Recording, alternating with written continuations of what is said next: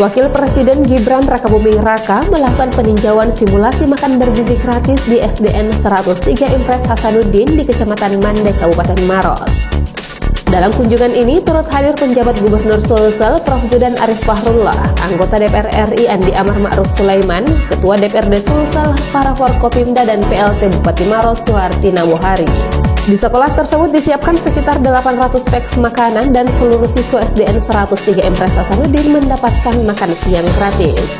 Dalam satu peks makanan memiliki total energi 778,6 kilokalori.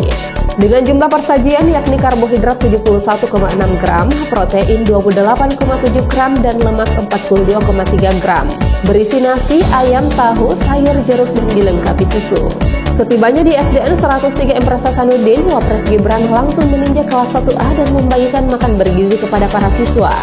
Gibran juga berinteraksi dengan anak-anak dan melihat para anak-anak menikmati makan siang bergizi itu. Selain di kelas tersebut, Wapres Gibran juga meninjau di kelas lainnya. Para siswa pun terlihat senang dengan makanan yang disajikan dan sangat senang bisa bertemu langsung dengan Wakil Presiden RI.